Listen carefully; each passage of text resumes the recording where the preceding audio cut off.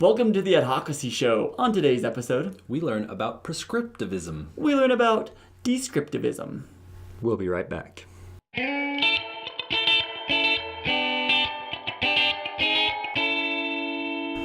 Welcome back. I'm David Landeen. And I'm JD Melville. And welcome to the Adhocracy Show, your show for advertising, marketing, art, and design.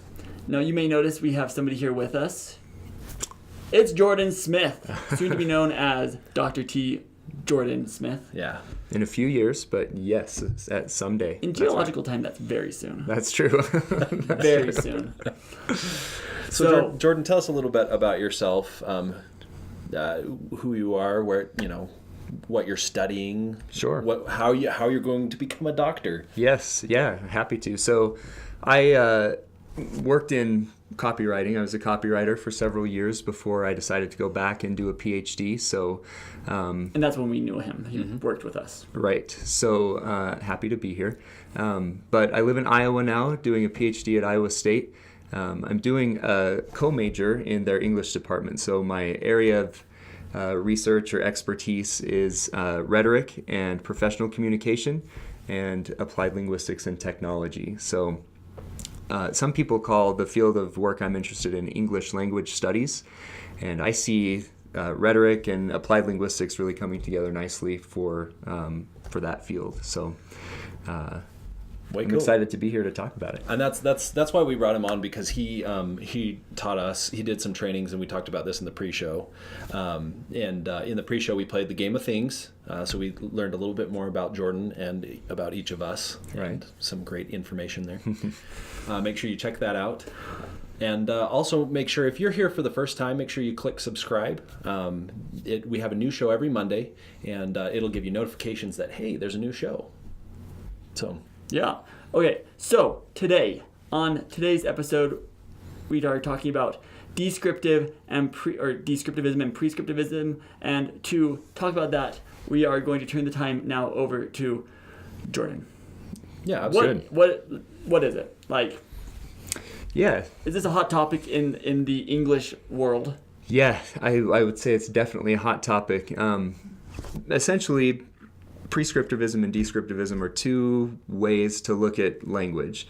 We all know that language changes. We all have our own opinions about what those changes are, if some of them bother us, or if we adopt some of those changes ourselves. Like when they introduced dough, like Homer Simpson's dough, into the dictionary, yes. People were like, dough, like that's going into the dictionary? Absolutely. Interestingly, they used that word as they expressed their frustration, so it's obviously a word and should be in the dictionary. It worked out really well. Yeah, for exactly. everybody involved. Yeah, anytime in the news you read about a major dictionary including a new definition for a word. The one that drove me crazy was literally. I knew you were going to bring that literally up. Yes. now means figuratively. That's correct. Yeah, Merriam-Webster has that as an official definition. I think it's wonderful. It makes complete sense. But a lot of people were totally up in arms about it. So I think these kinds of things kind of, we can look at instances where people get really hot under the collar about language change or language issues, and we can look at them from a prescriptive or a descriptive lens. Now, you being okay and loving all these changes to the English language, does that make you a descriptivist or a prescriptivist? Yeah, so I was introduced to the idea of prescriptivism during my bachelor's degree. And I learned about it, and I said, this is for me. I totally fit in this camp. And I went all the way to that side of the room, basically. Since then, I've cooled. I realized that there's got to be a balance between the two. But I certainly value descriptive views of language. It's probably helpful to describe what those two things are, right? And this topic came up.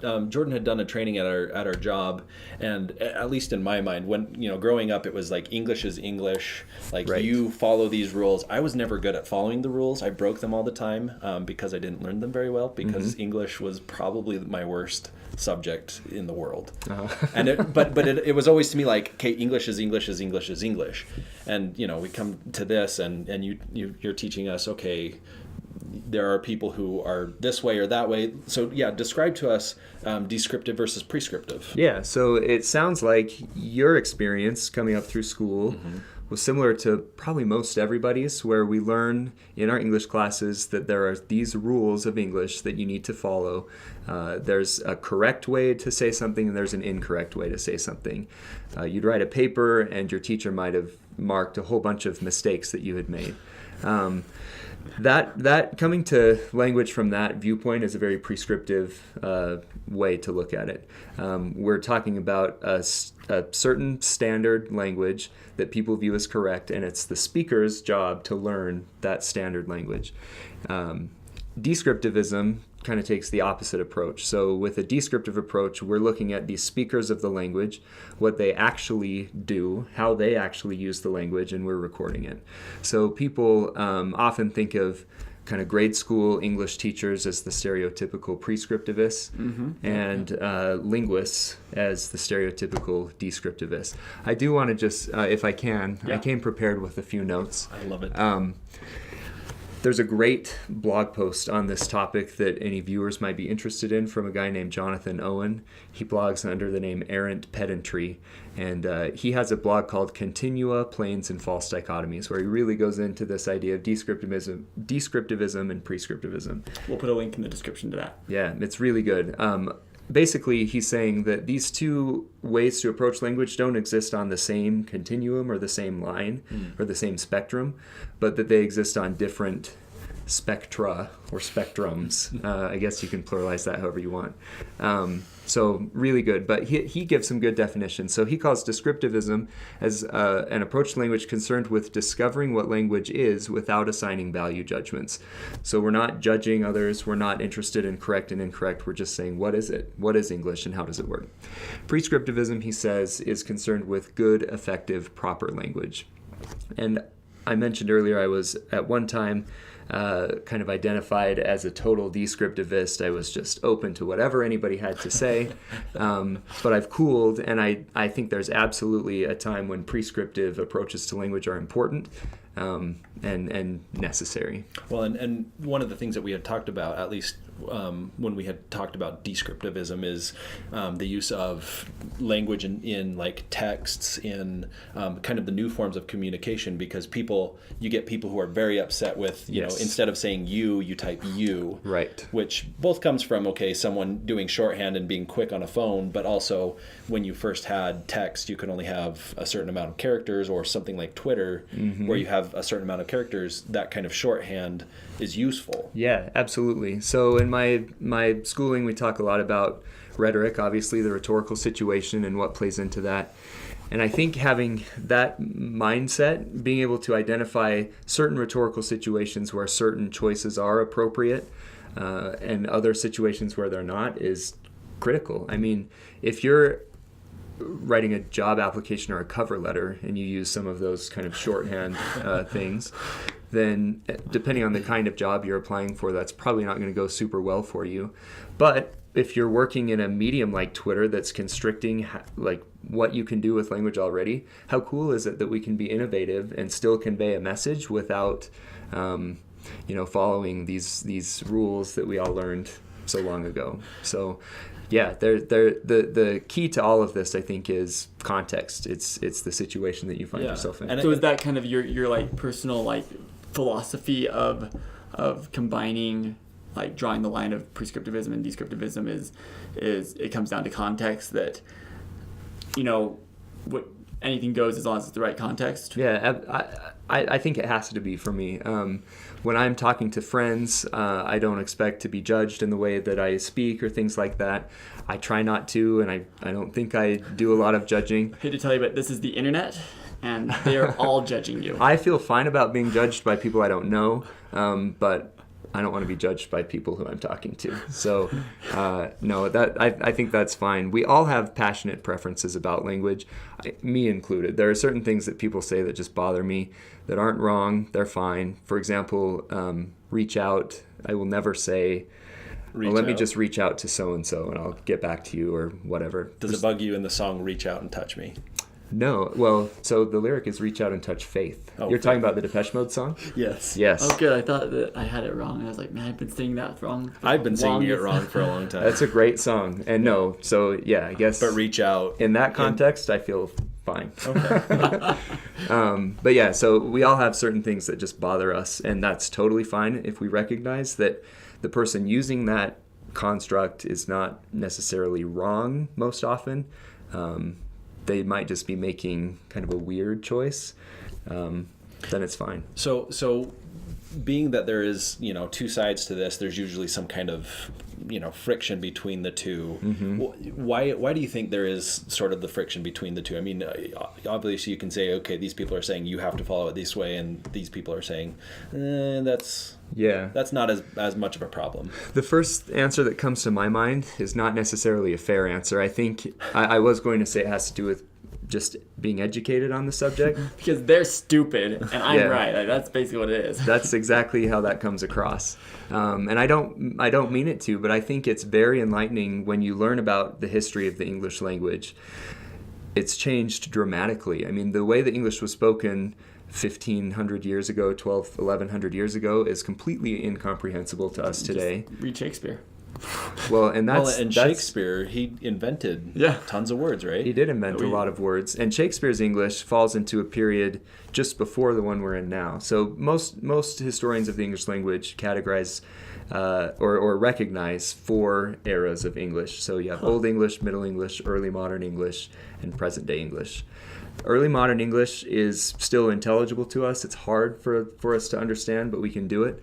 Old English is literally incomprehensible. My favorite example is the word for paradise in Old English is neorxnawanga. It resembles none of what we'd say today, and you just can't understand it. Will you say that word again? Say it again. Yeah, it's neorxwange, I think. It's hard for me to answer questions without the internet now, but I'm pretty sure that's right. And how do you pronounce it? And you say, I don't know if I'm saying it right, but neorxnawanga is how I've heard it said. So it's just weird when you almost neorxnawanga. Right. We're doing a lot of retro songs here. When you think about what people mean when they say, I wish we spoke proper English, most often they're talking about the kind of English Jane Austen wrote, is my guess. They read Jane Austen and they love that kind of, those Britishisms. Basically what they mean is, I wish we spoke it with a British accent. That a lot of people view that as a proper way to speak, which is really interesting.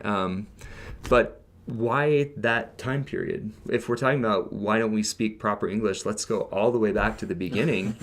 It's just a flawed argument, and so it doesn't make a lot of sense. That would literally be neorxnawanga. Right. for those people, it really would be. We'd all have to learn a brand new language. In fact, in my undergraduate time, my lowest grade of any of my major classes was from my Old English class because it was really hard. You couldn't even understand it. Yeah, we spent the whole semester just reading passages and trying to translate them. So it's challenging. So would you say that there is a very specific use, or because it sounds as if there's not necessarily one that's better than the other. They both have their place. Yeah, maybe what is their place? What is maybe the place for prescriptivism and a place for descriptivism? Yeah, that's a great question. I think the job of a linguist who's trying to understand language is going to take more of a descriptive approach. It wouldn't make a lot of sense for someone who wants to take language X and say, how does this language work? And then go to the people that speak that language and start telling them how it works. That person doesn't know. You want to find out from the actual speakers. Editing might be a time when a more prescriptive lens is useful, but even that, there's a lot of descriptivism that can come into play, a lot of rhetorical choices you need to make when you're editing something. Audience plays a huge role in this. If I'm writing for an audience who I know will care if I use who or whom, then I'm going to use it correctly. But most often, I don't care about that, and so it's not worth it, Well, and even in some like a book that someone has an accent, you may sort of add a word or two that may kind of infer that accent. You definitely don't want to write the entire thing with extra R's or something in there, but yeah, exactly. Are you talking about when British people sometimes insert an R between, or just in general when they're trying to say here's a Scottish accent and it has a certain way of reading it, and and reading that helps you kind of think or hear that a little bit better in your mind. Yeah, that's interesting. I hadn't really taken that into account necessarily, but it certainly could play in. Okay. All right. So What are you? Are you a prescriptivist or a descriptivist? Should language adapt, or is it good just the way it is and we shouldn't ever use anything new? Should we lock it down and never change it again, or should it be a living, breathing animal? I do want to say really quick, there's a guy named John McIntyre who's the editor of the Baltimore Sun. I think he's as big a celebrity as you can get in the editing world, and he's wonderful. And he has a video out recently, maybe this week, where he talks about the word they used as a singular pronoun. For example, everybody should take their homework home, or something like that, instead of saying everybody should take his or her homework home. Oh. And in the video, we'll link to that too if we can. Yeah, in the description. It's got over 1 million views as of a couple days ago.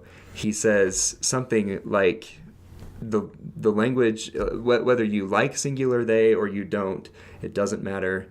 The language is moving on without you. Ooh, so interesting. It's a real kind of call. Good. We'll have that down in the description. Yeah. And make sure that you like, comment, share, and subscribe to this video and many more. Follow us on Facebook, Instagram, and Twitter for more interactivity and hilarity. Yeah, absolutely. And for the made-up fact of the day, if you subscribe to this channel, just right down here, down below, copywriters and linguists will peel back the curtain and see each other in a new, understanding light. They'll all hold hands and sing a new version of Kumbaya. Sounds good. Norix Nowana. Yeah. Sure. I was introduced to the idea of prescriptivism during my bachelor's degree. And I learned about it and I said, this is for me. I totally fit in this camp.